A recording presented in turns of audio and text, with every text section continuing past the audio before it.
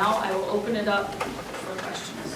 Well, thank you, Maryann, for walking us through this process, the detail and transparency that you provided. And Erica, we appreciate that you shared with the successes of the program and what's going on. So we will start with questions. Just a few quick ground rules, because we will go round table. Everyone will ask a question until there are no questions to be asked. We will continue. But just a couple of ground rules. Do not mention any employee names, and just make sure that it's a question. And we'll start with our guest. Christine, do you have questions? Or No. All right, so we'll start with you, Phil. Oh, lucky me. Or lucky me.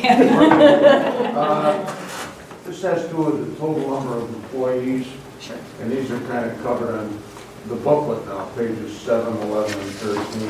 I think I just calculated, I roughly come up with 181, but I think it's more, because I think I missed the non-certified people. Yeah, so the way, there's a couple of things, because actually even before I came tonight, I was looking at this. So the first section, so starting on page 8, behind the enrollment and staffing information tab, you get the enrollment numbers, and that is a NESDEC report that we update each year.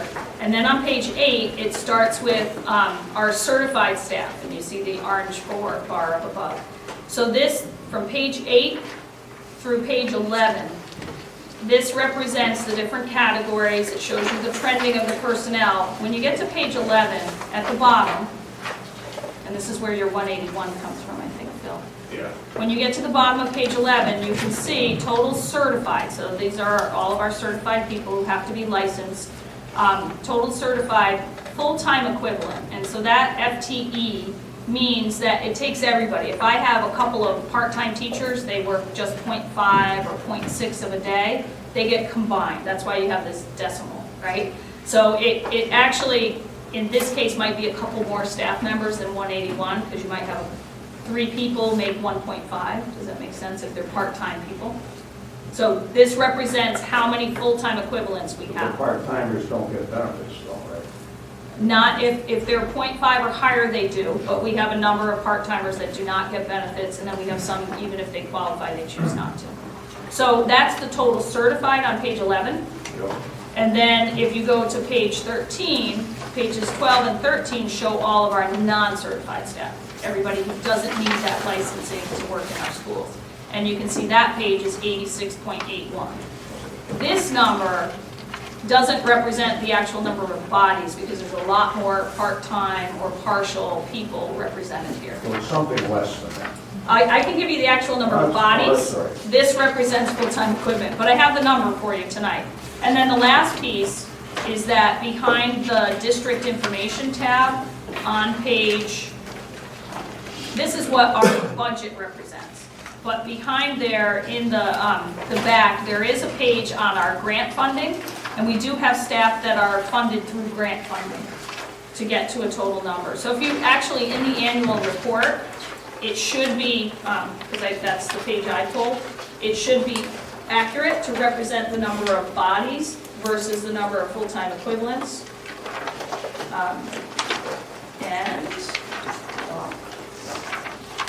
So we have 328 total staff members. They're not all full-time, but 328 people in the district.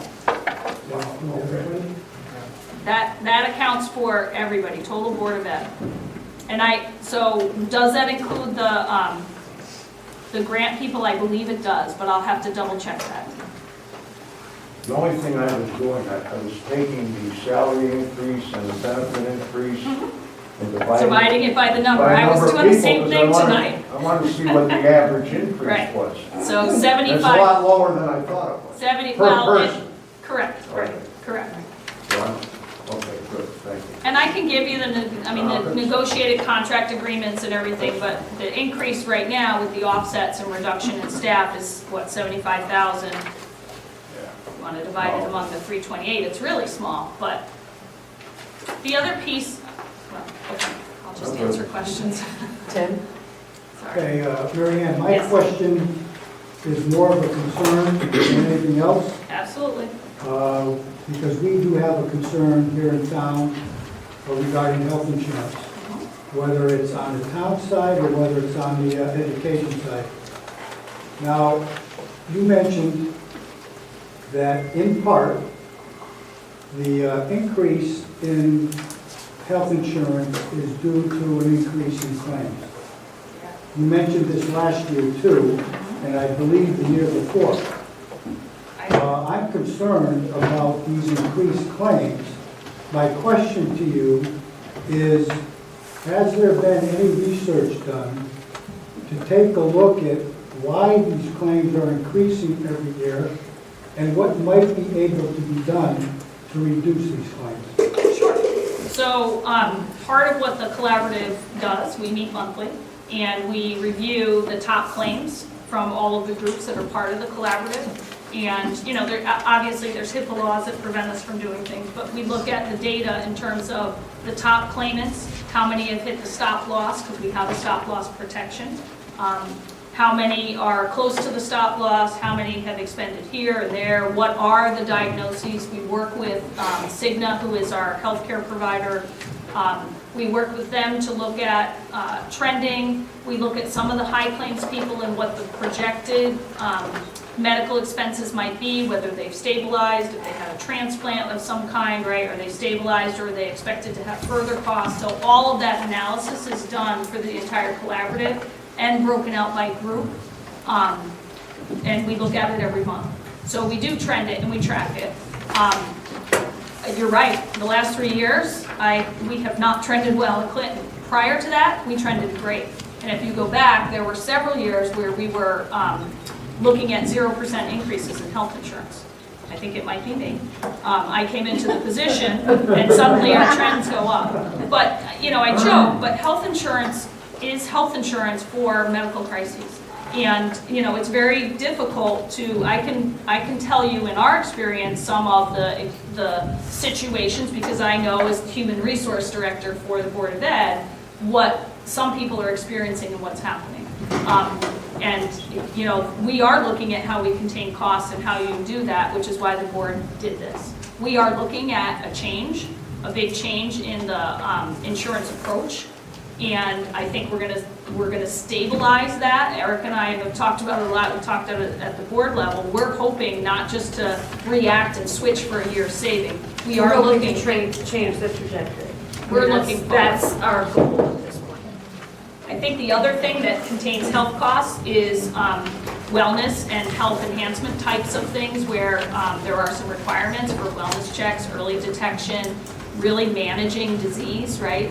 If it's long-term stuff. And so when that's part of a contract, I think that can also help claims. And we've done some things within the collaborative to try to do that and incentivize it. But I can tell you, I have spent a lot of time on health insurance, and I've dragged the board. Carolyn and I have spent a lot of time in the last 2 years. And in the last year, we've dragged the board into understanding that conversation and the urgency for us to really push for maybe a better alternative. So I hope to have more to share soon, very soon. We started last June and we're still here, but we're close. And we will see, hopefully, some potential changes. I just can't share too much right now because we're still in that final stage.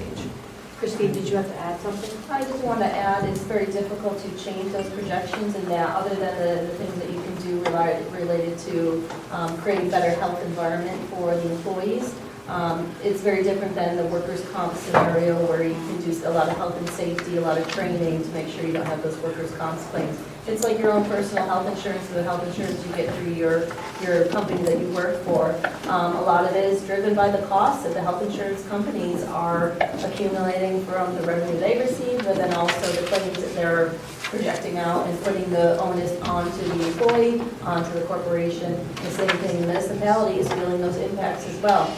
The claims are going to go up, the cost for them, so the health insurance companies are going to knock on that cost to the municipality. And so the best we can do is try to strategize around that and look for better options.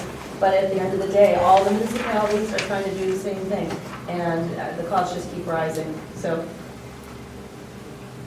I mean, the trend is basically 8 to 10 is what people continue to say. The general trend on an annual basis is 8 to 10. We've been above trend. clearly, but we're hoping to turn that around. Jack? Transportation has been trending up every year. How long is the new contract for? So the new contract is for 5 years.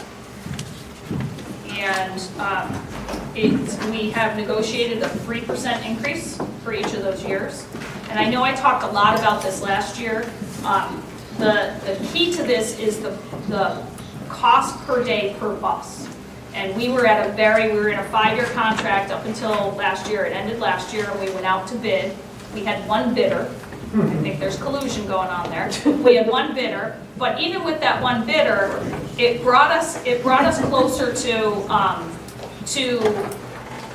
the market value, but still brought us well below a number of our neighbors of what they're paying per cost per bus. So I think going out to bid definitely helped keep that down. But we had this big adjustment. It was like a $35 increase per bus per day. With that said, though, we really pushed on the routes and a consolidation of those routes, and we were able to drop a number of buses. And with Pierson closing, it doesn't really reduce the number of buses, but it does reduce time a little bit. So we reduced a bunch of buses, which is why you're not seeing a big increase in regular town transportation, because our per bus per day cost has gone up 3%. But because we reduced a bus or two, it's basically offset what the increase would have been. We pay for the gasoline, correct? We do pay for fuel, and that's embedded in that number. Yep, it's in the transportation. Well, I got on DPW like too. Yeah, and I have like the detailed calculation, and we're estimating for fuel next year $85,000, and that's been about, we were a little low and under last year. Gas prices go up, we're gonna have to deal with it, but that's the basic cost that's budgeted for transportation. Thank you. You're welcome. Karen? How many teachers were there at Pierson? Full-time? It's listed in the table, let me just find it here.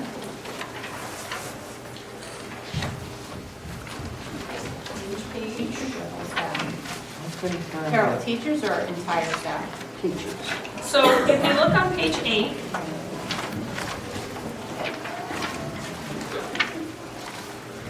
it's in a couple of places, but the classroom teachers at Pierson, on the second one down is elementary classroom, and you see Joel and Pierson, and you can go across. In 16-17, there were 14, and obviously next year there's 0, but they're being dispersed. So they're, in 18-19, there are 11 classroom teachers, and those classroom teachers are being moved. We are not reducing a classroom teacher from Pierson.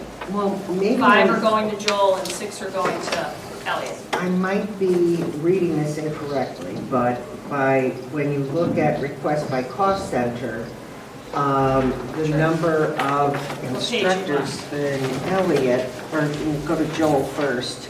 Yep. Joel is increasing by, rounding off 6 full-time employees, and Elliott is increasing by 8 full-time employees. Okay, so So let's look that- at Joel for a minute. You're on page 21. Yes. So Joel is increasing in instruction certified, so just below that first blue bar, there's 5 classroom teachers I'm increasing. just looking at the difference between 2018-19 full-time employees and 2019-20 full-time employees. Correct. Right, so you have an additional 5 teachers at Joel, Right. and... Those are the 5 4th grade classrooms that are going over. Mhm. And then there's partial teachers for art and music to meet the needs of those kids. So they're now shared staff.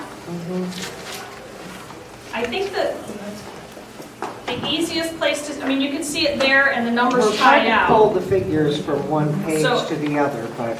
They all, I checked them, so if you find them, save, but we've checked them a bunch of times because we do have so many people moving. But they do, I think these pages 8 through 11, you can see the classroom teachers, there's 5 increasing at Joel. And then when you get to an English language arts teacher at Elliott, there's +1, there's +1 math, there's +1 science. So there's 6 teachers that are going over to Elliott from Pierson. So we're Right. zeroing out the 11, so those are moving, and we're not reducing. When you look at the related arts, like a world language or an art or a music, there are teachers who are going to have to, those music, art, world language, PE teachers from Pierson are being redistributed to both Joel, Elliott, and some of them are at Morgan now, and so there's a portion at Morgan. And I'm happy to walk through it. We are not adding any classroom teacher. The only teacher that we're adding is that behavior analyst. And I'm not seeing where that is listed in the. So that behavior analyst is in the grant. That's one of the ones Okay. we're putting that, and it shows on page, find the grant page. On page 55, you'll see a board certified behavior analyst listed there. And it probably should have a little asterisk that that's a new position. And another question, last year when the topic of closing Pierson first came up, you were talking about redefining the teams at Elliott, Yep. that you might have like, I don't know, a half a Split team team, yeah. or a split team, yeah. Did that evolve or? Yes. So this year, we used to have two teams of 4 at each grade level. So we had 8 teachers, 4 and 4.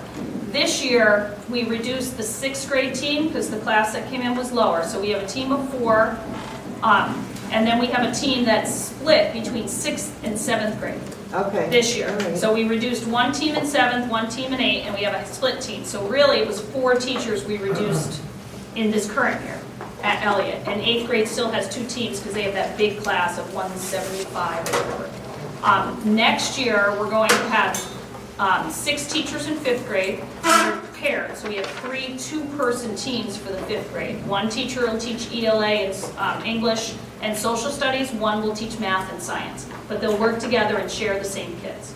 And there's 3 of those teams. So the teachers at Pierson are going over to Elliott, but they're going to work in tandem.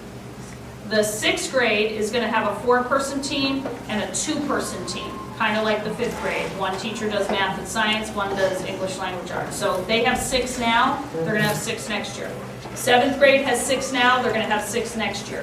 8th grade has 8 now, they're going to have 6 next year. So we're reducing, remember I said 3 classroom teachers. 2 of them are classroom teachers at Elliott because we're collapsing the teams. And then that structure is pretty much going to stay for a while based on the numbers that we anticipate coming up.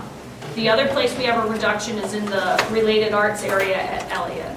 And there's 1 teacher that's retiring where we're not going to replace that as part of our programming restructure. So there's a total of 3 people reduced and eliminated, 3 positions from Elliott reduced and eliminated in this budget. Okay. Okay. Only one question, Carol, but I took that as an A and B. Oh, We're only doing one question each, but Oh, Sorry, okay. but that's okay. I've got more. No. Yeah, we're gonna come Go back ahead. I around. just have a newsflash. Morgan's losing 25-18 in hot Oh, No, just because there's. They're coming back. So, but I took it as you had a part A, part B. Thank you, thank you. Kirk. Throughout this, we're comparing the 2020 budget with the 2019 budget. On your cost centers, you also show 2017-18. And as we know now, the 2018 year ended with a $688,000 surplus, most of which was in District 1. The biggest portion of that was district-wide, a lot of it in employee benefits. And the employee benefits, in actuality, in 2018, was about 32% as a percentage of total compensation. You had budgeted for this year about 34% of compensation budgeted for additional benefits. okay. And this next year's budget takes it up to 37%. So that it appears, and some of this I gather is, looking at these increased costs for insurance. But it seems to me going back to the only real numbers in here, the only real numbers are the 2018 numbers. Everything else, the budget is not a real number. The next year's budget is based upon last year's budget. we don't really know what 2019 will be in real spending, but we do know what Correct, what the actuals will be until June. Right, when but we do know what the know. actuals were for 2018. We do, And I guess the thing is, it and seems, 2017 and 2016. right, we haven't been going back a lot of years, but we don't seem to revisit those, at least not at this time. Maybe you did it earlier. I So- do. So that's kind of the question is, how is that reality factored in here? And when you look at it, I mean, the increase we put in 2019 on top of the $688,000 surplus, now another $550,000, while we're saving a bunch of money closing Pierson, it sort of adds up to a lot of money that you're saying, gee, that doesn't, as you started out, this doesn't seem right. So I guess the question is, how do you factor in the real numbers of the previous year or years? So the part of the reason we include it here is so that you can see that.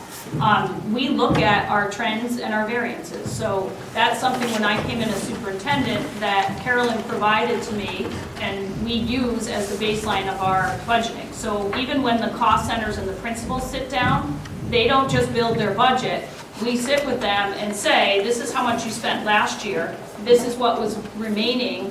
Where are you at and why do you need this? So we vet every line and we look at the trending over years. I will point out that in the 16-17 year, our end of year amount was $2,804 or 084. So we had just under $3,000 left remaining at the end of that. Last year, that 688, actually there's about 115 that was rebates, reimbursements, insurance pieces that came into us. So some of it is custodial costs for someone who rents the Morgan School, right? That pays in, that's a rebate, it gets, it was accounted as a surplus for us, it gets returned to the town. We got some adjustments and rebates for utilities, so there's a variety of things that 115 makes up. As we track it, and we track our end of year amounts, we start in January, basically, looking at our trending, tightening things up. I will say, and I will say it to everyone here, as a board and as a superintendent who administers the budget, we don't spend the money if we don't need it. And things change. The reality of the budget is lines like salary that I'm budgeting for right now based on the reductions I know and everything that's happening, it changes. Sometimes I have a staff member who goes out for a leave of absence and it's unpaid. Well, we glean that money back and I pay a sub to fill that qualified sub, but at a much less cost if they're out unpaid. So I may have a special ed student that is placed in Clinton by DCF, and we now have to provide. They may be outplaced, but we got to pay for them now because they're placed here in Clinton. We may have savings in a really good winter where I have snow plowing and money left. Fuel costs may change. We have a warm winter. And health insurance, it has been one that we budget based on the number of bodies we know, who's eligible, what they take this year, and we actually take our entire census and we calculate out our costs. We calculate the cost share that the employee is going to pay next year. So we're doing these real calculations and laying it out to get that number. What has happened in the last 3 years with health insurance is that the board has negotiated contract changes of moving from a PPO plan to a high deductible health care plan. And what we don't know is how many employees will switch, right? Because both are offered in the contract. So we're making our best estimate of who's going to switch, and when they go to the high deductible plan, there was savings for the board. I'm gonna budget as tight as I can, as best I can based on our calculations, but then ultimately I'm gonna work hard to manage this budget and contain costs. So we did end up with about a 1.8% surplus at the end of the year, end of year amount, balance to return to the town. The year before it was 0.09. So I have 2 years under my belt. This year, it probably, with some transition costs, it'll be maybe a little less, but probably around 1%. I've shared with the board as well that my goal is to manage this budget. We ask for what we need, we keep it tight, we reorganize. We ask for the budget we need and we know at this point in time. And then we manage the heck out of it. because I'm not gonna expend money. If I can find savings here, or I can rebid something, or we can choose not to do something, or I can hire someone at a lower cost, we're gonna do it. And in the end, we'll return it to the town, or if the Board of Finance says, you know what, why don't you apply it to one of your capital projects, and that way your capital request is less next year, all the better. We are about the community, and that's my philosophy. So if there's a different way to approach it, you know, we welcome that. I think, as we look at our pipes project, right, the Elliott pipes, if those go, we shut down the school because the heat can't work. We're coming out of the winter season, so I can breathe for a little longer. The money we return to the town is basically gonna offset the cost of those pipes. I know that those projects are there and need to happen, and some of them aren't planned. I need to save as much money as I can for this town and to work with all of you, and I think that's been the approach of the board, and honestly, for those of you who don't know me, that's my approach. So I welcome the guidance and the thought, but I'm happy to have some. I understand the idea of you're just carelessly budgeting. We could be accused of that. Hopefully I've demonstrated that that's not the case, and I can show you all the reasons behind the numbers, and we have lots of people vetting it. So I will have some surplus at the end of this year, and we're gonna contain our transition costs, and I'm still hopeful that we can return a little bit to the town. And I'm gonna keep doing it that way until, you know, I'm told not to, I guess. But I do work, and the board works to really tighten this budget. I don't think surplus is a bad thing, because as you said, the surplus went into our general fund. So, If you want to have a debate on that, we can do that. I know. well, no, we're not, we're asking No, questions. but you expressed an opinion, and it's sort of, you know, if you're going to express an opinion, fine, then you need to realize that you'll open a debate, so. Well, I'm the chair, and I'm allowed to make a comment. Amy? So on your site for professional technical services, you're saying that, so OTPT and speech services are paid back via Medicaid.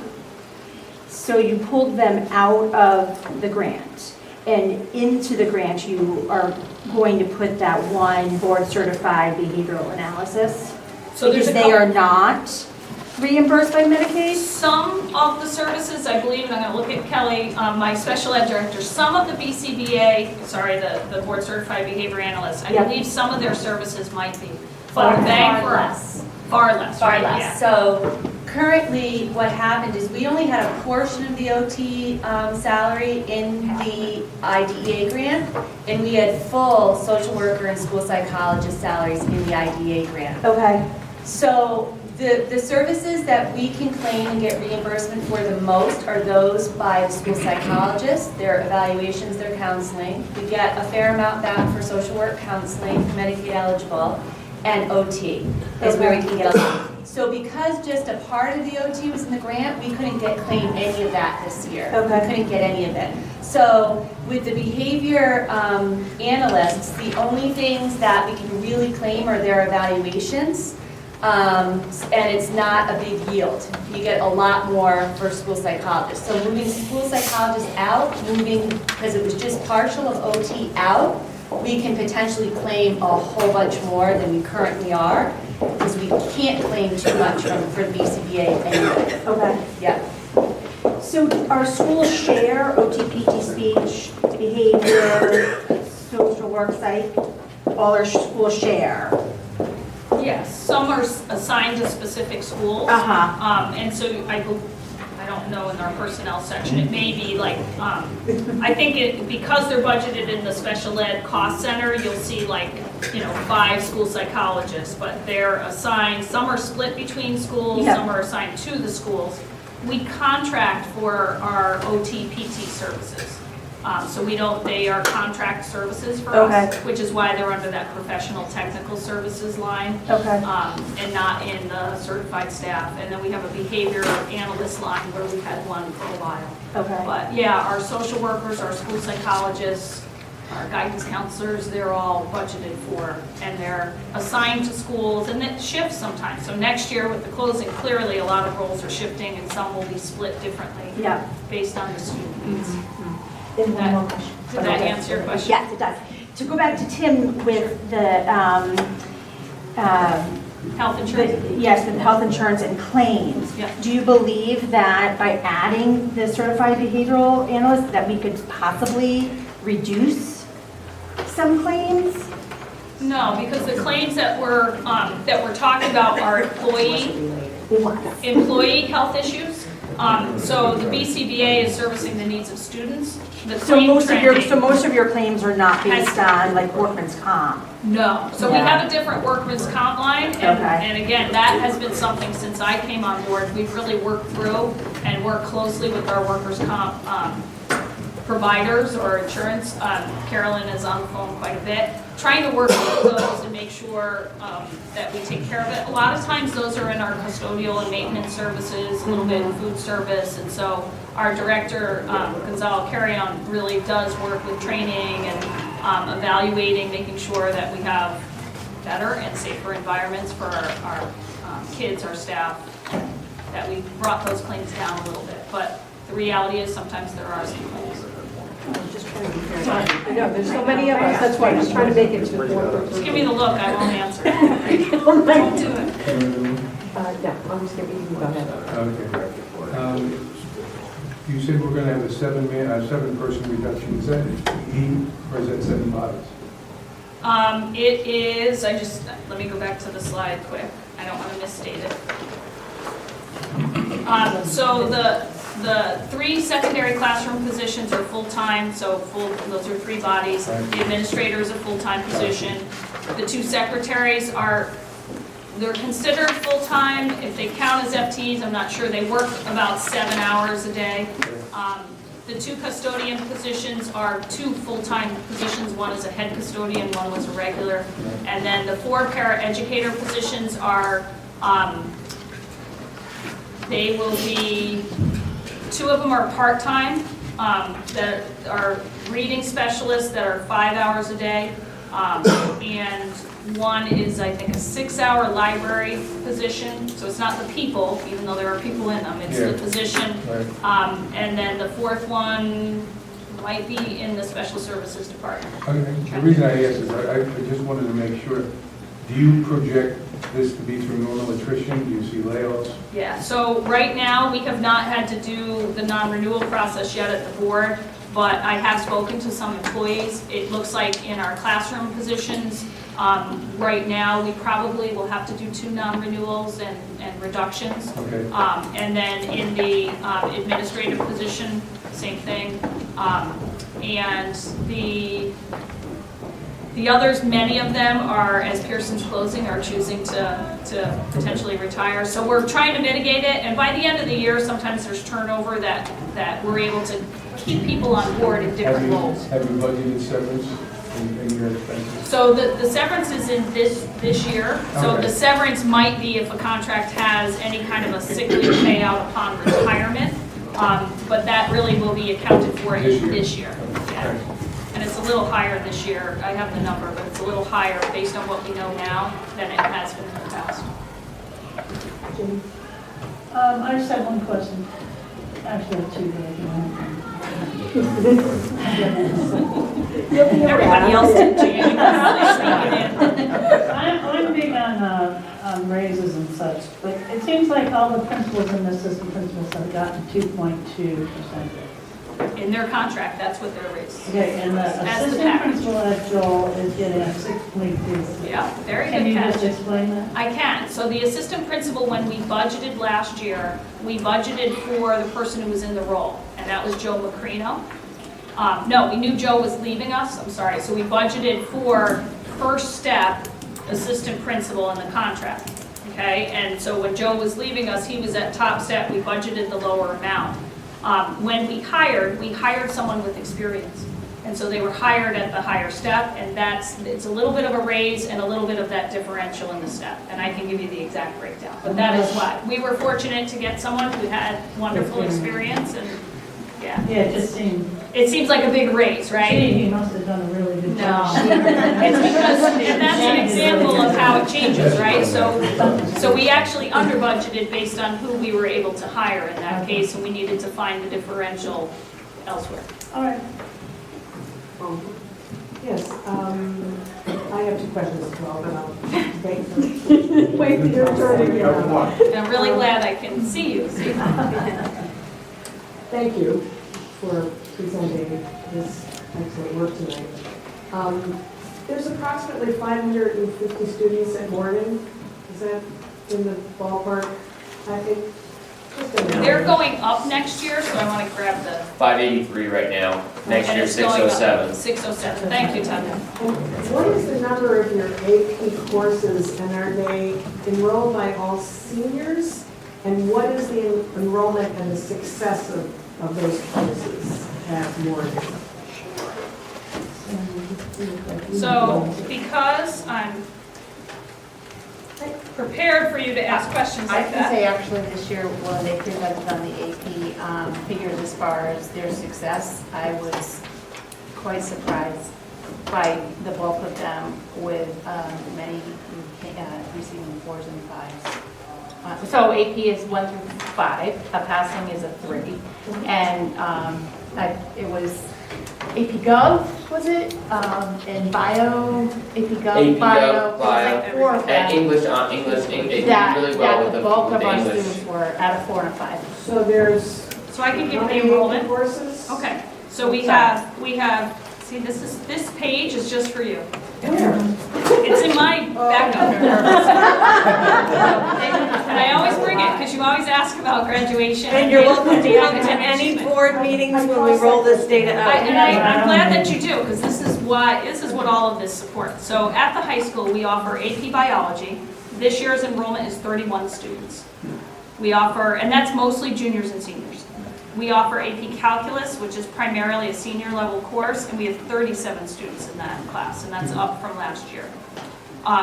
We have AP English Language, which is mostly juniors. It is juniors, and we have 40 students enrolled in that. The AP European History is primarily a junior-senior course, and we have 14 students enrolled in that. AP Physics, we have 44 students, and that's primarily seniors. AP Spanish, we have 29 students enrolled, and those are with our new sequence in our K through 12 program. AP Spanish is usually juniors and seniors. AP US Government is a junior level class. There may be a few, it is junior, right? Yeah, it might There may be a few senior. seniors in it. I was just thinking maybe it was sophomore. We have 61 students enrolled in that class. UConn English is a senior level class, and that is 24 students. Early College Experience, or ECE, which is a UConn credit-bearing course. Probability and Statistics, we have 13. We're offering ECE, this Early College Experience Anatomy. We have 46 students enrolled. And we have ECE Marine Science, and you saw that picture of their duct tape boat, and I think they finished second, and they won an award in their first year. They have 22 students in that course. So those students getting 4s and 5s get college credit? Potentially. My daughter went to UConn with 18 credits. AP is a national standard. Correct. And the ECE classes I mentioned, those UConn classes, they don't take an exam at the end like advanced placement does. The course is taught by a certified, so the teacher has to go through a UConn certification and be approved. And the course itself, the grade in the course, represents the college level curriculum. And if they pass the course and they pay the fee, they get the UConn credits, and they're transferable in a lot of places. So it's a little different approach to getting a college experience without the big exam at the end. May I ask my second question? Yeah, we'll loop around back this way then. Okay. Head back. So go ahead. My second question, So people understand. not directly related to what the numbers you have in front of you, but the situation behind Morgan High School with the failing riverbank and the collapsing road is going to impact taxpayers, I think, quite significantly.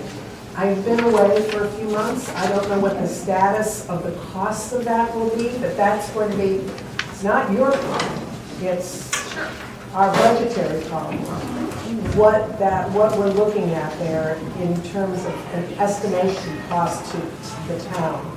Yeah, but that's, I think this is the town problem. It's not Well, part I of think the there's a budget. lot that can be shared Our by the board. budgetary Correct. process. I think there's a lot that has happened in the 2 months and Yes. information about reimbursement and all sorts of things, so I defer to I mean, we talked Yeah, but about. no, it's not related to the board. It's not related to the board's budget. duly noted that there are lots of fiscal challenges here in Clinton. But it's a cost. Right, but it's not to be discussed tonight, because it's not You don't related. answer, it's fine. Well, what's the question? I'll find out. Oh, no. What's the status? Just the Is that number. yours? So that's, What the number may be. so I know what was approved by the Board of Finance and Board of Selectmen, right, 750. I have not, I don't manage that project, it's a town project. Yeah. I'm aware of the timelines, and I've been reporting to the board about the timelines of finishing and a little bit about what's happening, but I don't have where we're at with reimbursement. That's really Board of Selectmen and Board of Finance, I hope could share some of I'm that. wondering what the number might be. Christine, do you want to add something? I don't know. The question really shouldn't be directed to the Board of Education. It's more a town appropriation and manage the I process. know that, I'm just, this is a budget, we are a budgetary committee, and this is a budgetary question. Right, so It's a- I just can't answer it. It's a No, I just can't budgetary answer it. consideration. So in terms On of, their property, on their school. the appropriation You're that not was the made, chair. in terms of the $750,000 appropriation that was made for the emergency repairs, we're working aggressively with CBI McGuire to get those reimbursements back. So paperwork is being uploaded to the FEMA portal, and as soon as the documents are approved through FEMA and then through DEMIS, which is at the state level, we will get those reimbursements. So we're fairly confident that we're doing everything we can to meet the FEMA standard for reimbursements related to that particular part of the damage. If you take the damage that took place behind the Morgan School, you could probably break it into 4 different parcels. You've got the bridge, and the bridge are the utilities to the school, so therefore we must repair that bridge. And we're currently in the phase of emergency repairs. You have the sheeting that's going in to reinforce the sidewalls next to the road and on the other side. That's phase 2. You also have the breach that took place further down into Connecticut Water's property, and adjacent to that are the rain gardens. We are now working with 3 different agencies to address both emergency repairs, permanent repairs, and remediation or mitigation. And they are being dealt with by 3 different federal agencies. One is FEMA, second one is NRCS, and the third one is through DEEP. Christine, always looking for a resident, a runner number. Again, That's all very good the appropriation is information. I don't wanna waste everybody's time. $750,000 Thank you. that was made. Okay. Go I ahead, Jane. have a question. You have 2, you said. Who's the administrative position? It's the Pierson principal. Pierson principal. The Pierson, So we're reducing the principal position at And Pierson that was the interim. since it's closing. Tom. I just wanted to clarify, you had, in your cost increases, you had $155,000 for the Elliott Network. Is that part of your budget, or is that the same 155 I see in C? It's in capital. Okay. Yep, it's a capital Thank you. project. You're welcome. So in the spiral bound on page 53, for tuition for, for kids Yep. that go Out out. of district, yep. So sometimes we pay tuition, sometimes we pay transportation, sometimes we pay both, sometimes we pay none. Mhm. Okay, so for New Haven, we're not paying tuition, we're not paying transportation. So for the bottom section, the Magnet Choice Charter Vocational Agricultural Schools, we had an old agreement when New Haven first created magnet schools. The state at that point let school districts enter into agreements with different magnet programs, and we were close enough to New Haven. So the ones that were under, I think there's 7 schools in New Haven, magnets, that were under that original agreement, so we don't pay anything for it. And we don't pay transportation. Now, the other magnets, though, as the state law changed, and they didn't want to fund it all, the other magnets now, the state says, if a child applies, they have to be allowed to apply, so the board doesn't get to decide which ones they can do. All students can apply. If they apply and they get in, then we are charged a certain tuition amount. And everyone's different, believe it or not. And we have the breakdown of all the kids who go and how much it's charged. So the VOAG, if it's a VOAG program, we have to pay, and we have to provide transportation. So the Sound School and the Middletown Agricultural Science, but our transportation is embedded in the transportation in the district-wide line. So that bottom one, the reason there are zeros is either it was part of that original agreement, or it's the vinyl tech, and the state has their own technical system, so we don't pay for that. Okay. Okay? And then the ones above are generally special education students, generally. And they're either in specialized programs to meet their needs. And then the transportation costs depend upon where the location of the school is. Our special ed director, Kelly, works really hard to try and partner with other school districts to share transportation, so we don't have one bus and one child for the curtain livery service. We'll share so we can split costs when possible. And then some of the zeros you see, it could be that that is a residential school, so the child actually lives there, and often you'll see their overall cost is higher. Yep. Right, but that's a residential program, that could be it. Or the Stride program is here in town, and that's a regional cooperation, and so we don't have to pay for that, so I'm looking at the other zeros. But I think basically if it's a residential, then you might see the zero. So then this top half for the special ed, does that ebb and flow throughout the school year, or by the time the end of the school year comes, people are pretty much like, yes, you should be outplaced, or no, we're going to meet your needs? Right, so it does seem to happen that every year we have either a new student who moves into the district that maybe we can't program for or was outplaced, their parents now live in districts, so we're responsible. Sometimes we're seeing more with DCF placements where they're placed here in Clinton, and so we need to provide the transportation or the programming to their program. The other one might be they actually live outside of town, but their parent lives here, and so we have to pay the cost for their programming, right? So there's a variety of things. We often will get students move in. Sometimes some of these students move, their parents move, and now we're no longer responsible, and the next district has to come up with some money that they didn't budget for. So it's a little bit volatile. Ours has been fairly stable, but there's usually one or two going one way or another.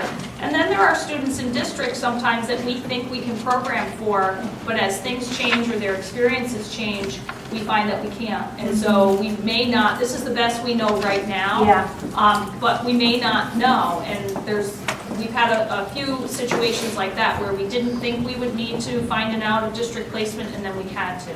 So we have to use what we ask for, what is approved at referendum, to manage all of this. And if this budget item goes up, we need to figure out how we reduce costs somewhere else. Yep. Thank you. Kirk? Yes. You did a really great job at the town meeting about closing Pierson, talking about state funding and how it's gone down and how it's going to continue to go down. And I'm sort of interested in your philosophy and the Board of Education's philosophy on absorbing those cuts as opposed to passing them on to taxpayers. I mean, what do you think your role is as far as state funding cuts are concerned in trying to adjust to those cuts? So I think it's always our role to provide the best programming, and I think the board, I can speak for the board, those are the conversations we have. Our charge as a Board of Ed and as the superintendent is to provide a budget and the programming for the children in Clinton. And we need to be responsive to the community's needs. So that means what the kids need, that means what the programs are, our facilities, and it means what the fiscal realities are. And we do appreciate that. That's not callously disregarded. And we have lots of conversation about it. With that said, I think it's a partnership. And I think our board feels that way too. We have never not sat here at the table, and as you guys have had to make, different boards have had to make cuts or suggestions or say, no, we can't, we have said, okay, we're gonna roll up our sleeves and we're gonna try and minimize the impact on kids if there are reductions. So I can let the board speak, but from my perspective, it's to bring in a budget as fiscally responsible as we can. It's being creative and finding revenue sources like the security grant we wrote. We wrote another one, the Medicaid reimbursement, to generate as much revenue as we can to offset costs, to be prudent about our bidding and our contracting, health insurance, our going out to bid for photocopying, all of the different things that we work on throughout the year to bring in the most fiscally responsible budget we can. With that said, it's got to be a partnership because we're all committed to where Clinton's going to be 5 years from now. And I'm part of that, and I'm invested in it, as is the board. We're not facing really good things. I mean, I shared that information. I think it's important. We're not oblivious to it. I've been updating the board about, Lamont's budget. The board is keeping an eye on that, what's happening at the legislative situation. I'm very well aware of the fiscal constraints, what the undesignated balances, what the capital bonding pieces are. I think that's my responsibility to understand what's happening for all of you in this community, as well as what our actual charge is. And I think to me, we're invested and we're all in this together. We all want the same thing for the community. And if we need to come together and hammer out how we're going to handle cuts or whatever else, we're a participant in that. That's my take. I think those realities make us better at our work because they make us have a very discerning lens through which to make our decisions. Because if we're deciding that funding of X amount is necessary for X programming, it's made with having that reality in the back of our minds. In other words, if we determine that that is the money that needs, because that is our charge, is we are charged with determining what it costs to run our schools. Now that does not mean, oh gee, I'd like to see this or I'd like to see that, not at all. What it does mean though is that we have to look at the big picture. I mean, that's how for a year, at least I've been saying, I'm concerned with this budget year, but I'm also concerned with 3 years down the line and 5 years down the line. I mean, always in the back of my mind, I'm not only asking myself, are we doing the prudent thing, asking the taxpayers to support these initiatives now, but what does this mean for that long-term plan? And I think when we have realities like that, it makes that work that much more important. Because you can't act as if, I don't know, we're somehow going to find pot of gold at the end of the rainbow or something like that. So my philosophy to Maryann's is, here is our charge to make sure that we have requested what we need to properly run our schools. That being said, circumstances are going to happen, and we're going to have to come back to the table and say, okay, what do we do? How do we make this work? How do we make these decisions? How do we consider what needs to happen in the next 12 months, in the next 36 months, and so forth? So for me, I'm always aware of that, and for me, it sharpens my skills to say, if I feel that what is contained here is important for, in service of our mission, I make that determination with that reality very much in the forefront of my mind. Carol? I'm going back to personnel. Just scanning through the personnel from Elliott through special services.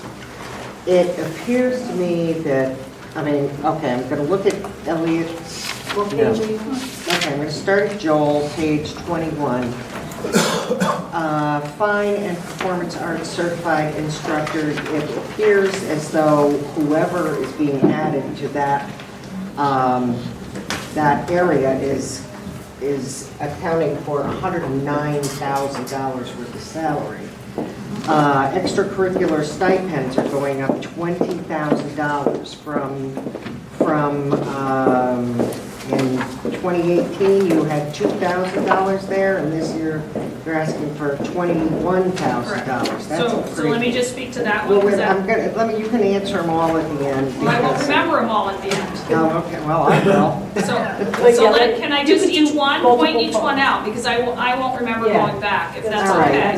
That's fine. $110,000. I'll write them down. If you'd rather do it that way, I'll write them down. So you want the... No, you can have a dialogue back and forth, one-on-one. So the fine and performing arts... And my bottom line question is, this is not the year to be enhancing beyond what It's not. Yeah. When it says that you have a 2.4 time position for Correct. fine and performance arts certified, and it's going up to 3.3. So the person who And is the at. increase is Yep. $110,000. That's the salary increase. So the person, I have two people who will be going to Joel who don't currently, well, one goes to Joel, she'll be going a little bit more. And then you're also gonna see a similar increase at Elliott, because that person will be going to Elliott as well. So with the fourth graders going to Joel, I need additional teaching to meet those extra classrooms that are there, because the one person I have there now at Joel can't handle all of the classrooms that are coming. So I have a portion of the Joel person is going, or Pierson person is going to Joel, and then she's also going to be going to Elliott to teach music over there. I also have a person from the high school who comes over to Pierson and teaches the instrumental lessons to the 4th and 5th graders. And we will be continuing, we're just doing the same, we will be continuing instrumental lessons in 4th grade.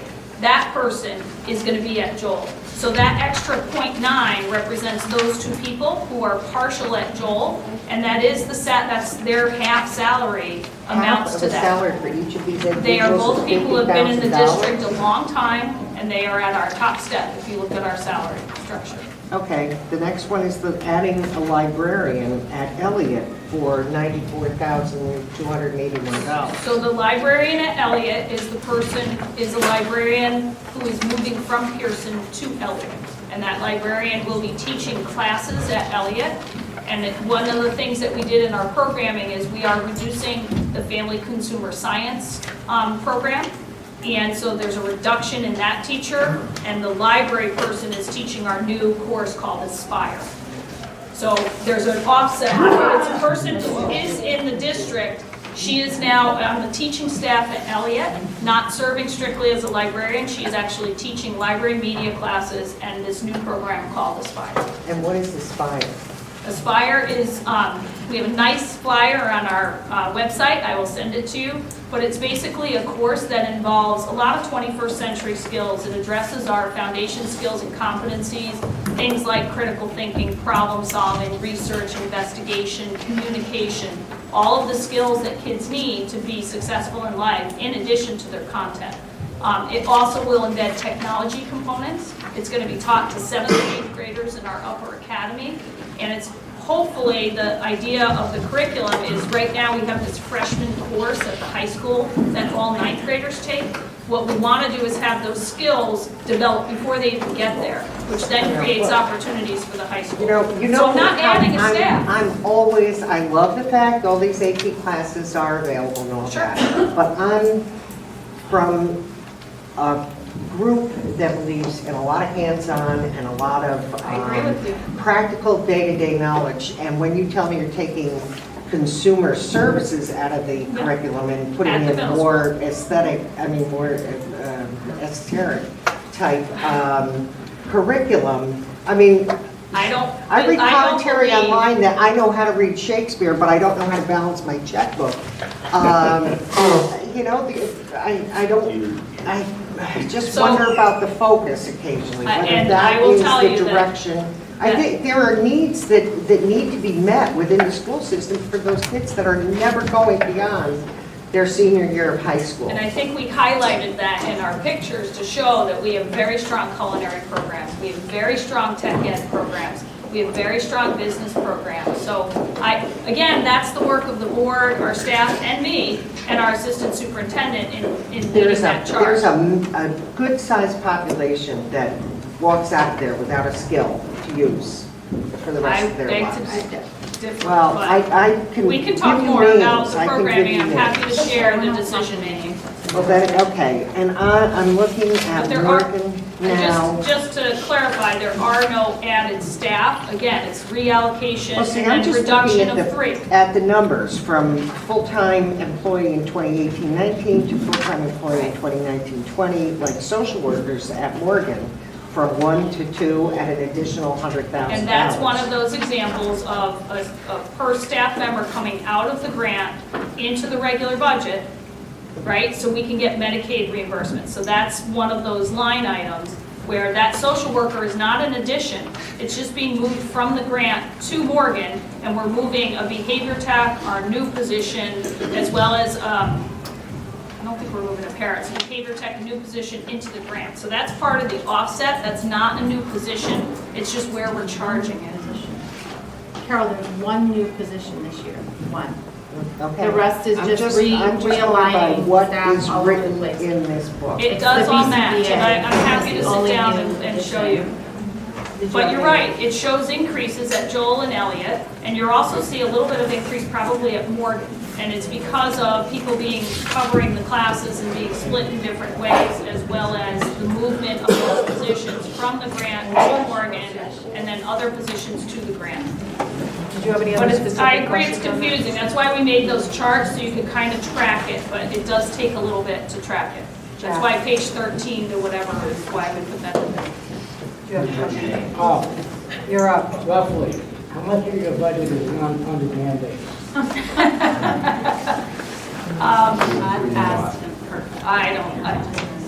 I'd say 20, but that's hard to. Should be known. I have this list of, Come on, Jack, that's it. All right, you were sleeping when I asked my last question. I have a list that was compiled in the last legislative session of all of the unfunded mandates, and it's like 25 pages long, of all of the curricular requirements, the state reporting like everything we are mandated to do, that the state doesn't provide us funding for, and in fact, as Mr. Carr pointed out, and I've shared, the projection for us is they continue to reduce. So since I've been here in 2009, we have not seen an increase in our ECS. The state continues to reduce funding for town grants as well as for the education grants for towns like ours. There's about 80 of us that are all seeing reductions in ECS next year. That's unfair because you're managing your finances well, you're taking the hit, and other districts that are in more distress or maybe not managing their funds as well are getting gains from the money that's being reallocated. It's incredibly frustrating, and at the same time, if you look at the list of things that are on the docket for the education committee and everything else of what we're gonna have to do next year that they're gonna pass, it's crazy. And I resent it, if you can't tell, because it's not fair to the pressure it's putting on a community like ours. And Morgan won. Yes! Yep, They won? yes. Well done. You stopped listening to her. Tyler, What is Old Lyme on Monday. Old Lyme, yeah. At Old Lyme? Yes. Old Lyme on Monday. Right? We beat them last time. We have another meeting though. Oh, you do? That's right, I'll be here too. We'll have to get text Tim, updates. do you have a But question? Sorry, I Tim. just have one last question, and it has to do with on page 5, the projected enrollment of our students in the years to come. Both you and Erica mentioned that you do look and project 3 years out, you project 5 years out. My question is very simple. As I see these enrollments declining considerably in some cases, other than the increase at Morgan that was mentioned, pretty much across the board that there's going to be decreases. How do you see these decreases in student population affecting the next year's budget and the budgets after? So if you look and some of the things that Mr. Carr referred to, the presentation that I did about the school closure and the study we did, if you look, it really does, the enrollment decline has moved through Joel School, the pre-K 3. And they're pretty flat. They have, 5 kids here, 10 kids here, but Joel's enrollment, and now with our reorganization, is fairly stable over the next several years. Where we're going to see the major enrollment declines is at Elliott and then Morgan, because those smaller classes are now at Pierson, which is why the timing of the decision to close Pierson worked at this point in time, because the lower enrollments have come through, and if you look behind it, what's projected based on births, there's 1 year that the births are lower, and I believe it was corrected here, but ultimately it's anywhere from 90 to 110 students predicted for the pre-K 4 level over the next 5 to 8 years. So we don't see a whole lot of structural change or staffing reductions at the lower elementary. Where we will see it, and we've structured our teams the way we did in this new rollout, is that the middle school is going to see, and you can track it here, now that we're 5.8 even, we're gonna go as maximum, and over the next 5 years, you're gonna see the reduction. And what that's really gonna translate into is some reduction in staff, based on what our student needs are, while we're still trying to manage the programming that we can offer kids. So we've set up our team structure with that, a little bit of that forward thinking, so it won't be a major restructure, but we'll probably consolidate teams a little bit, and will allow us to do that in a way that won't be too impactful to the programming that we're establishing. And then as it moves into the high school, so we have this big class that's gonna move through over the next 4 years, there's a couple of fairly large classes of 136, 140 coming through. So the high school's insulated for about 6 or 7 years, and then they're gonna have about 100 per grade. And so a 400 student high school is pretty small, right? We're all watching the state level, we're all watching what's happening there, because that's where our challenges will be, to be that small and offer a really good comprehensive program. But really the reactions to the budgets moving forward is looking for the cost savings, and it will be some staff reductions and reorganizations as it addresses the declining enrollment. So really it would be middle school and high school adjustments. The past 6 years, if you look at the charts in the budget, you can see the impact on classroom teachers like Joel and Elliott. You'll see that they've been reducing over the last 4 years because of the reductions that have been coming through. Done? Yep, Bill. Oh, shit. Page 49, you showed the savings for closing the Pierson. And on page 19, and then again on 47, I'm sure you can explain it, you showed a savings of closing Pierson of 1.8 million, 1.870. So that's a little more than $1 million difference between the 834. Sure. And I know there's costs of both things and all of that, but. So look at page 49, right? You're on there. Yep. So that gives the summary of the savings. If you turn the page over, and I included this because this is the work we did too, on the back. So page 50. Yep. So page 50 takes the entire Pierson Cost Center, what you just said was $1.8 million, is that what the number was? 1.870. Right? And what it does is take that 1.870, at the very bottom, you see it? And it shows in yellow what we've been able to reduce. The next column shows what's going to Joel from each of the line items. The next one is what's going to Elliott, and then the last one is what's going to Morgan. So I did try to do that because, I mean, it's a complex year trying to explain all this, and as we were trying to see it, I felt like this is a good illustration of the 834, how we got there. And it won't be the full 834 because it doesn't include the district-wide heat and utilities. So this takes the 1.8 million and shows you how it was dispersed and where we were able to reduce and where we had to redistribute to one of the schools. And it does it by line item, so. I just want to make sure the savings aren't more than 834. I know, trust me, I know. Let me sneak one more. Yeah, they did, and you had to wait a long time, so don't take that. Even if she tries to gavel it. No, they just snaked it. On page The numbers down here in blue. Yeah. Well, the increases that you were asking. No, I know, they're clarifying that page, I think, right? Page 53, The tuitions, we yeah. talk about schools going to all these other schools. It just reminded me of something. Is there any program or any effort to really find out if students are attending what the schools fraudulent, I can't say it. Fraudulent? Yes. Because we know it happens. So it's, I would say in my tenure here, in the 10 years, it is much tighter than it was even when I arrived. So we have a policy, we have tightened what people have to prove or show us for proof of residency before they can enroll their child. So that is a gatekeeper of new people in town. There's basic proof of residency, but there were some times where, you know, we could show a cable bill and register. We require you know, a lease, a signed lease, affidavit. So there's the requirements for what you need to show in order to enroll your student is more stringent, if you will, or we have a tighter policy on that. I think the trickier part is people who have been here and been in our schools, and then they move. And sometimes they've lost housing, sometimes they've just moved to another district, but they love our schools. Believe it or not, they love our schools and they want to stay here. And they don't want to disrupt their child's experience. So those are a little harder, but they do come to the forefront. We deal with it at the school level, and then it comes to me. We have a policy, if someone moves in May, at that point, or in April, they're allowed to finish the year, but they have to enroll. And so we track that in my office, but really the front line are the school secretaries and principals as they become aware of students who maybe no longer live in district.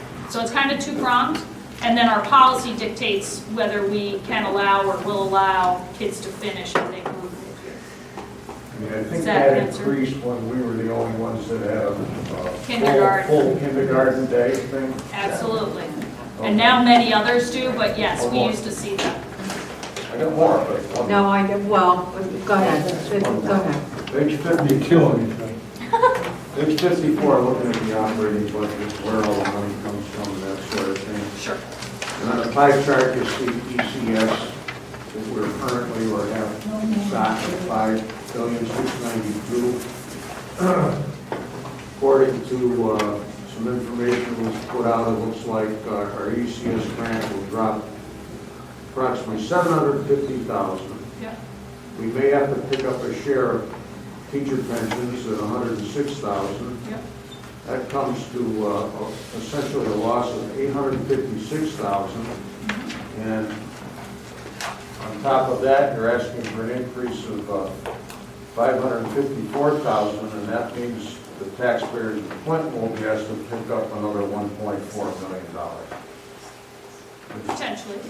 So the Potentially. numbers, Well. the numbers you cited are from Lamont's the governor's budget proposal. Okay, the legislature approved an ECS formula 2 years ago in October when we had that big long session and they threatened to cut Clinton to zero. They cut 6.5, and then the Board of Finance hedged and said, no way, we'll cut it half, right? And we ended up with a surplus partly because of not knowing. So it is volatile.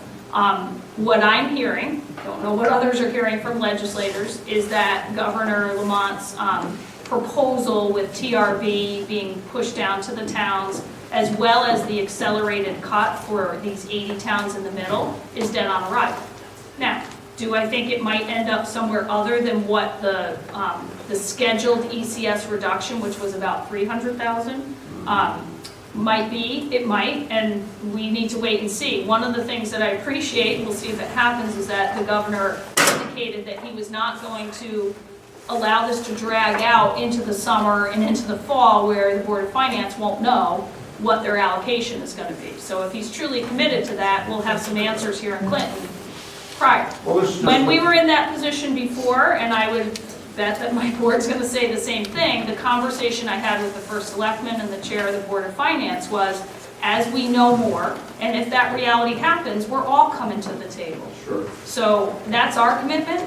We're one community. And us, them, whatever, we realize that there are revenue cuts. There's also revenue generating. There's other town revenue that may be down or up. It's a big picture, and that's the challenge of the Board of Finance, and we understand that. What we're here to do tonight is to present where we are as tight as we can be and what we need. That doesn't mean that this isn't going to evolve. And I know on Monday night, you're going to try to finalize it. We still will have maybe some savings coming forward, and as soon as we can bring that to you, we're going to.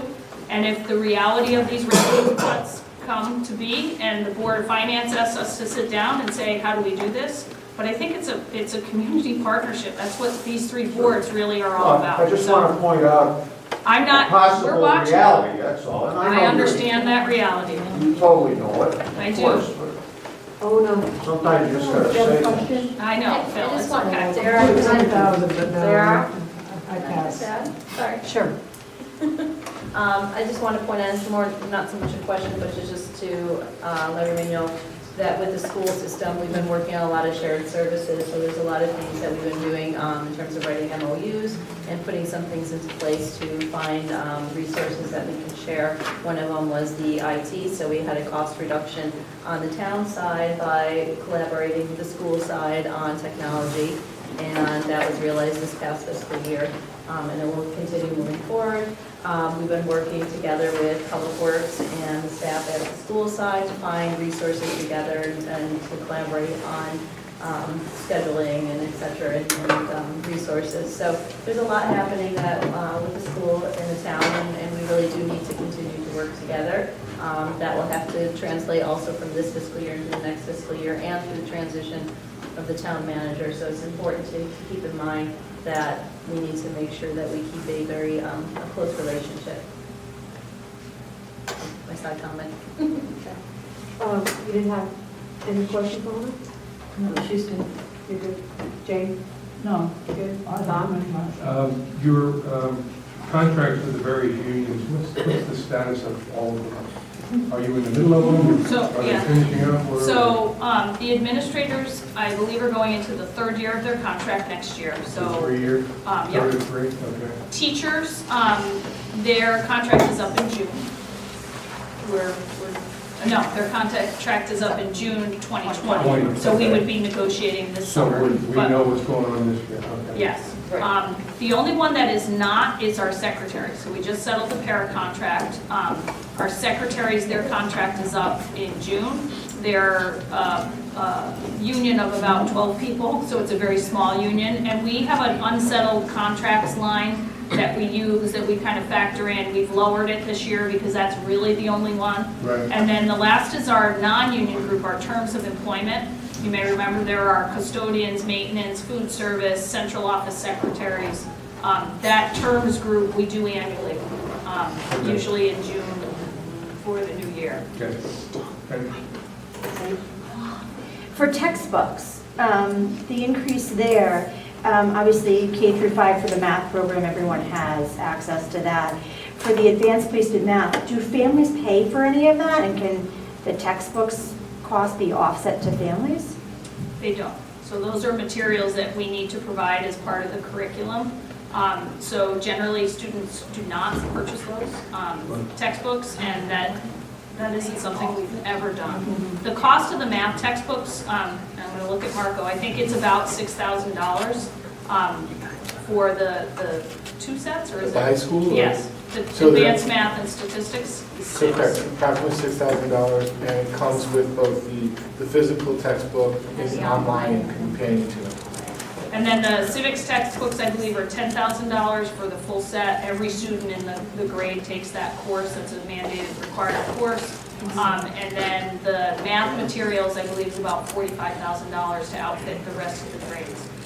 Just for some context too, the program in math, when I first got here, I think the second year in, money had been set aside for us to buy new math program materials, and the cost of that transition was about $100,000 for all the grades. So the fact that you can take advantage of materials we have, and we're not as bound by textbooks and things, so there is some overall shifts in that. But in terms of making students pay for textbooks, that's not something that we do, or really can. There are other components that potentially could be explored. Do families at all pay for like advanced placements, or if So they do pay an for their EC? exams. They pay for their exams. So if they enroll in the ECE or advanced Yeah. placement, they pay for the exam cost, they pay for the credit cost for the ECE. Mhm. We definitely have some funds that will help students who may not have the funds to be able to do it, so we Yeah. try to $100 support. an exam. Yeah, So when you know it's taking 4. it's like, oh, Jesus. all right. Kirk? The MBR is kind of a two-edged sword. You know, as they increase the education cost sharing grants, that forces your minimum budget requirement up. But when they cut it, they don't cut the minimum budget requirement. They do allow you to decrease the minimum budget by $3,000 per student loss in enrollment. We've never done that.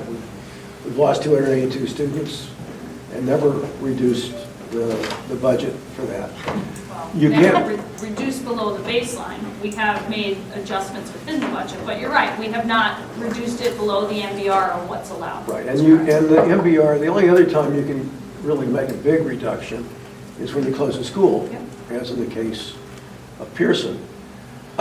So if we don't make a budget cut this year, I don't mean a cut in the increase, I mean an actual cut, where we actually said, oh, look, you had a big surplus, we added to it, you've reduced the school.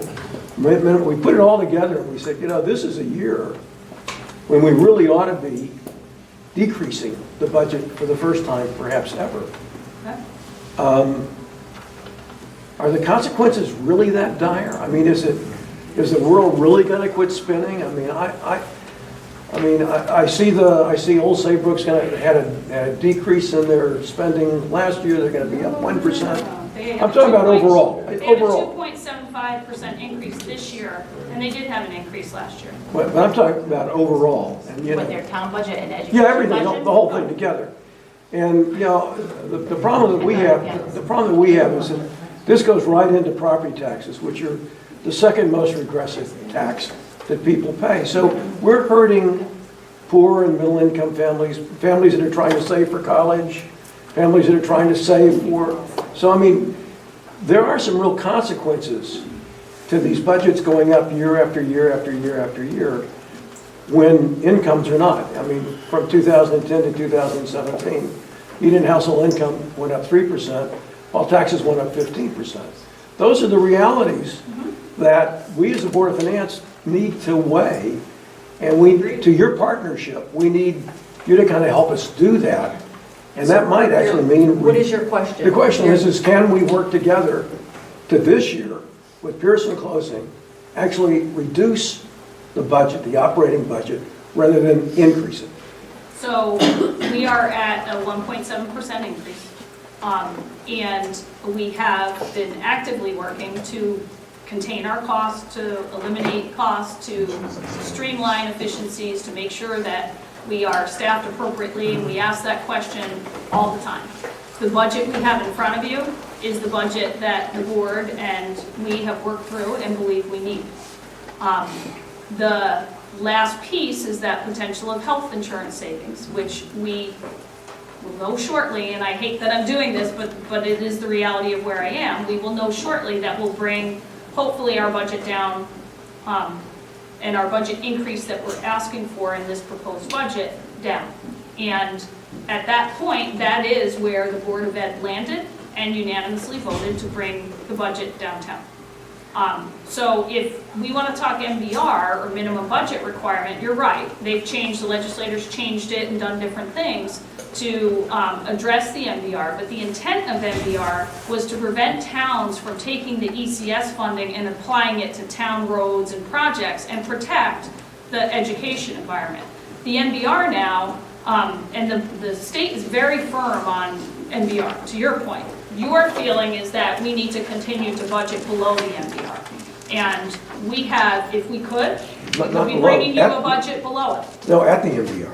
At or above the even above the MBR would be a decrease in the budget. I understand that, but we don't know what the MBR is, which is also part of the issue because it's based on the resident count and all sorts of things. So we don't know what our MBR for next year is going to be at this point in time.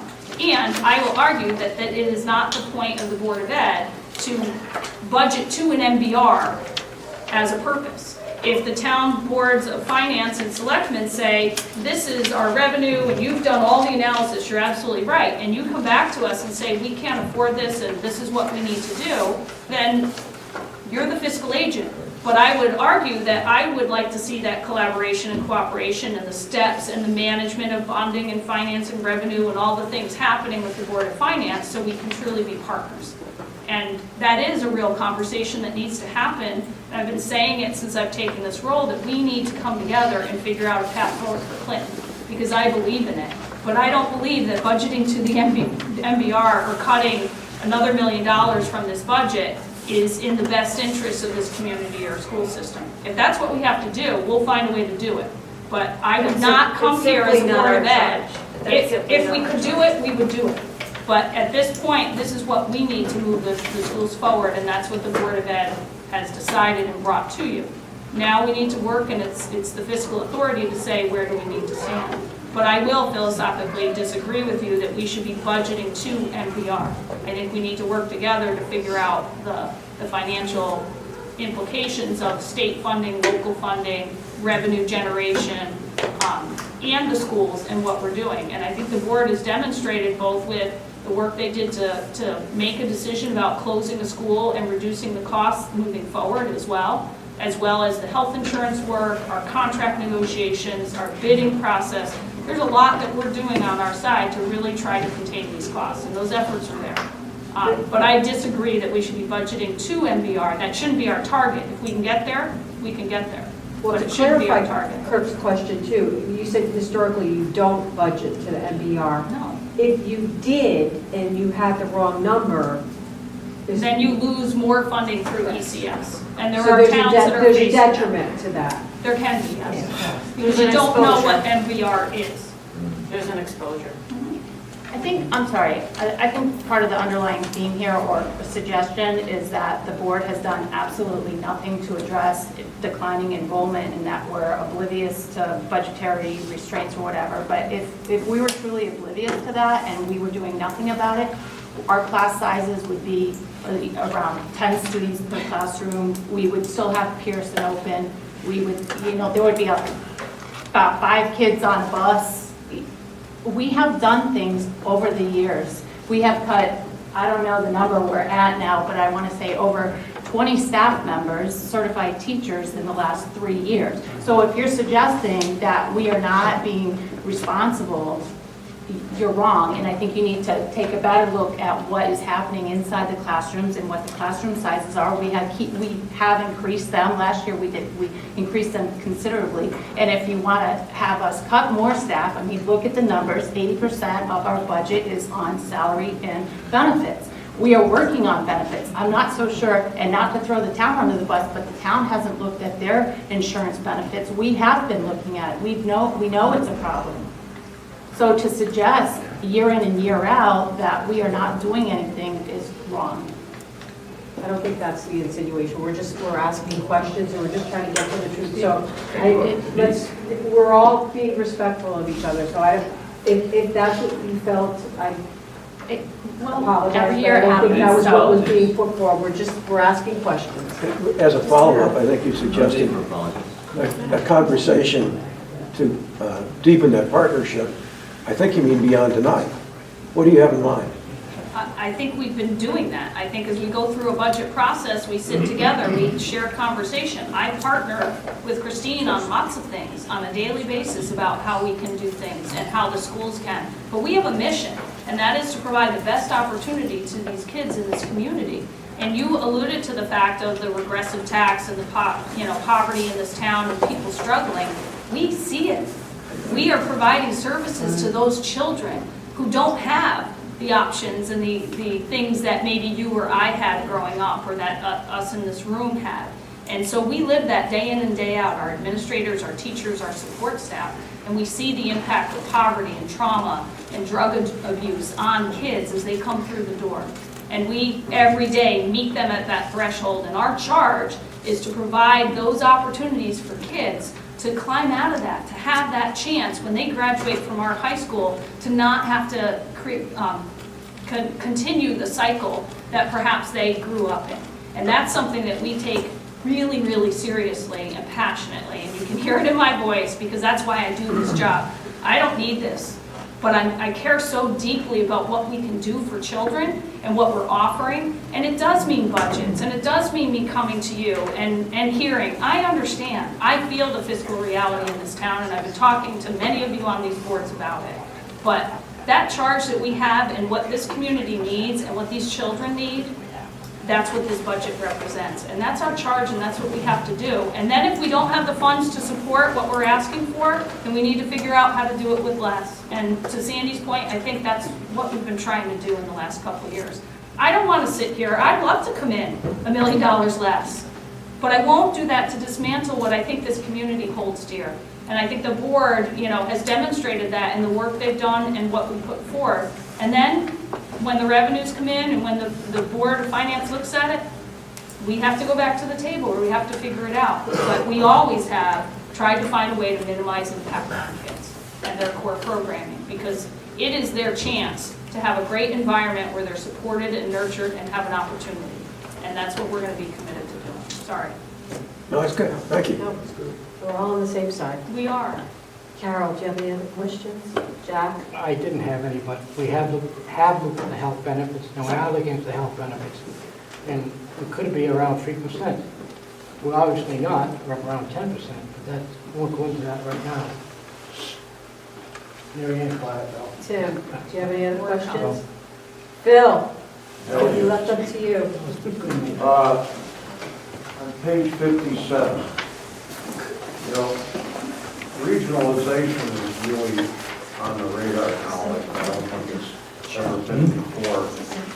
And if I had blinders on and all I did was look at this chart, I'd say, you'd think Westbrook would be begging to regionalize. They have by far the highest cost for the pupil. And it's pretty obvious why. They got a nice, pretty new big building, and it's a small town, 24,000 per student.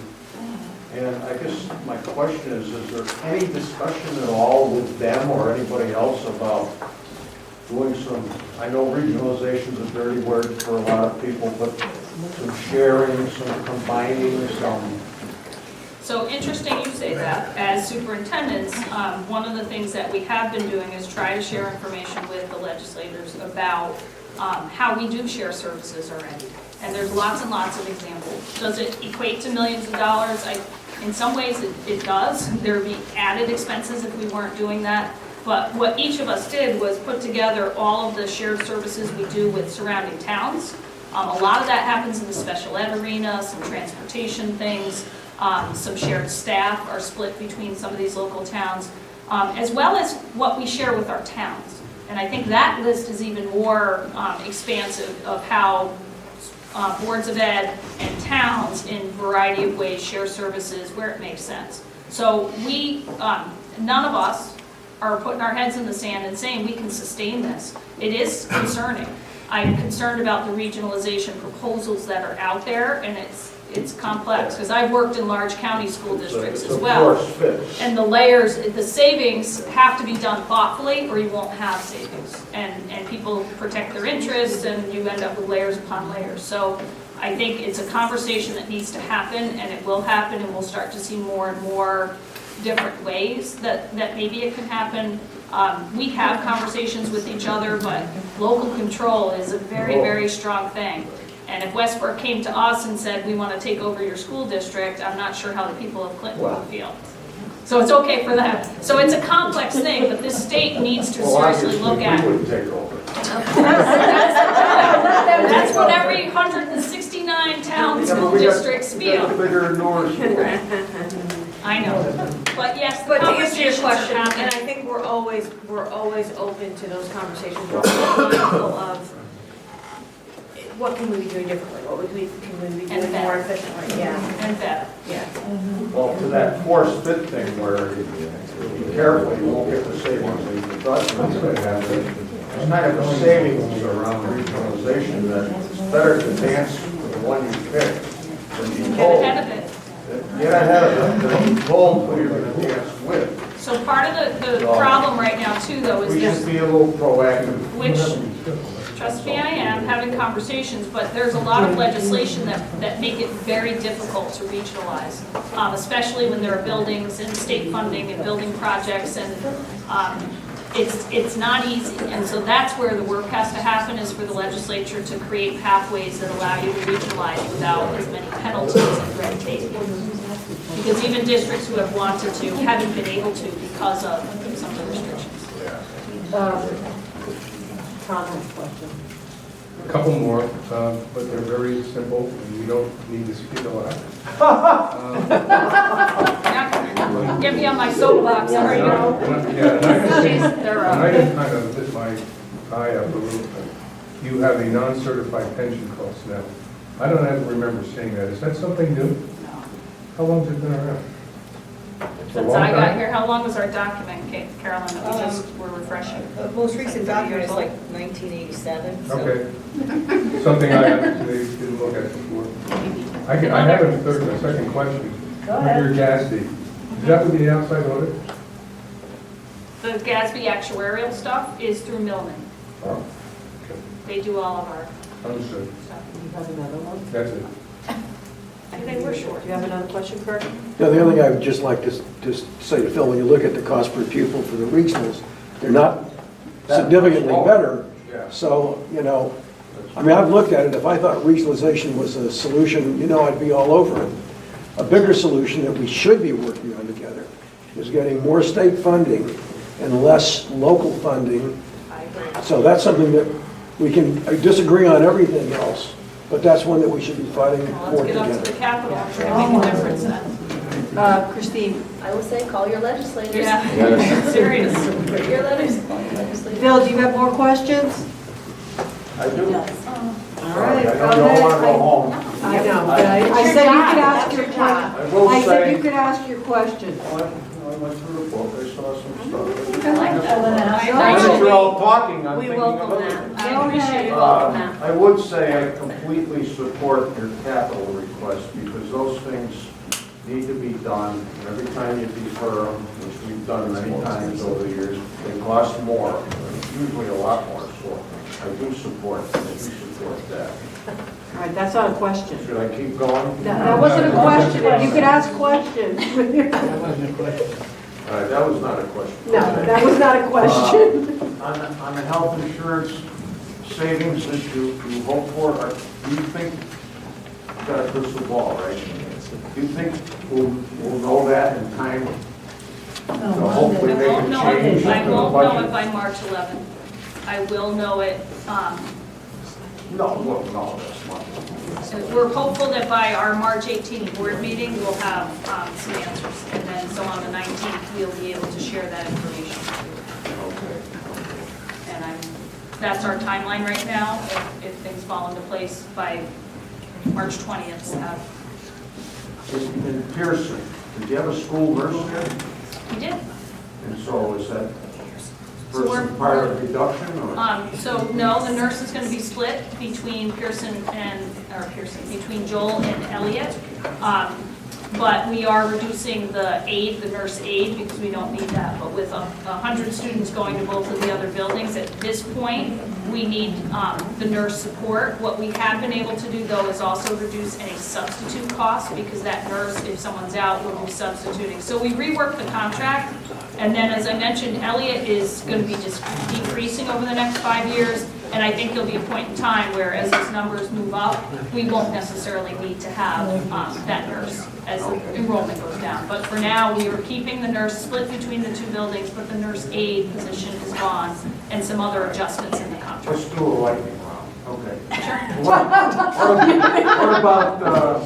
cafeteria workers at Pierson? So, yep, so in my chart, I didn't put them up there. So the cafeteria salaries are paid through the food service account, not through the regular budget. But he is reducing the 3 people that are at Pierson. I think there's 1 full-time head cook that won't exist. And then I think there's 2 part-time people that we're absorbing those positions. Again, with your crystal ball, are you likely to get some late retirements of senior people who are in higher salaries? So we've taken into account the ones that have announced and that we know of. There's always the likelihood that 1 or 2 people wait a little longer and they don't like to announce right now. Generally, the savings on that could be anywhere from $10,000 to $30,000 in a differential, but it depends on the position. So this past year, we hired a math teacher, and to get a math teacher at the high school, we actually had, it was like $25,000 more than what we had budgeted to get a quality individual. But in other positions, you can often repeat the savings. So it's hard to predict, Phil, but we may get a couple more. Okay. Can I just ask one last question? Sure, Kirk. Go ahead. Elliott Pipes, are they in here? No. That's I know, but that's not in the capital request either. No. So it's in a separate, it's in the The town- CEC pulled that out as part of the proposed Okay, cash so it's not projects, in here. It's No. probably going to be paid for by cash out of the surplus. which would be the surplus. we were just- Do we have any other final questions? So if that didn't happen, would you want it in here? Yes, it would have to be in there. But the CEC determined that they were going to pull out the 3 groups, and I know that went through the Board of Selectmen and to you guys. So they got a bonding piece, some proposed for cash that they talked about at the Board of Finance the other night, and that Pikes project is part of it. All right, well, thank you to the members of the Board of Education. We know you worked really hard on this. Thank you to the superintendent and Erica, the chair. We appreciate all the time. It's very I know this important. won't We appreciate your time. Can I ask one more question? I would say if you have questions, please. This video provided as a public service by Kirk Carr, the Kirkster.